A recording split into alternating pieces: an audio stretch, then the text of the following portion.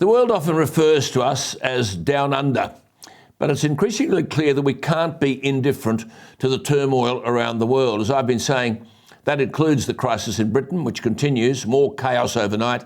The talented Home Secretary, Suella Braverman, has resigned, the shortest-serving Home Secretary since the start of the 20th century. Perhaps the mood amongst Conservatives could best be summed up by the Deputy Chief Whip, who came out of the House of Commons into the lobby and said to anyone who cared to listen, "I'm effing furious and I don't give an F anymore." Well, it would be amusing if it wasn't serious, because the West is virtually leaderless. We know about Biden. We've seen the UK sink into this political quagmire. Macron has virtually told the European Union that if Putin were to go nuclear, the West wouldn't respond nuclear. Green light to Putin. And many stories out of America that the US military may not be able to win one war, let alone two, as America struggles to keep its forces equipped against potential threats from China and Russia. The New York Post reported yesterday that, quote, "Years of underfunding and poorly defined priorities has led the military to become weak relative to the force needed to defend national interests on the global stage," unquote.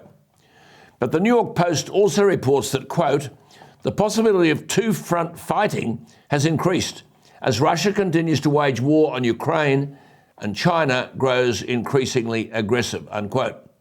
Now, that's not to say that either China or Russia has the wind behind it in this international race for global power.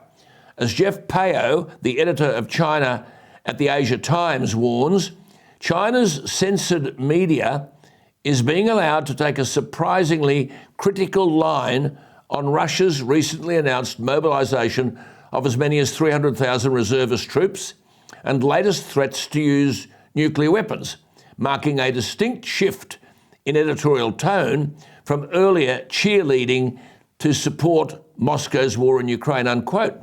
But he goes on, quote, "Chinese political commentators said even if Moscow could recruit substantially more soldiers, it would only gain a marginal advantage over the Ukrainians on the battlefield in the coming winter season," unquote.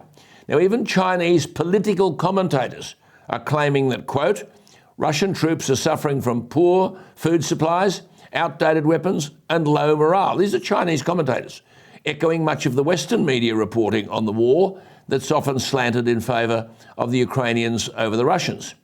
Now, interestingly, most Chinese commentators are now expressing doubts that Putin will really use nuclear weapons.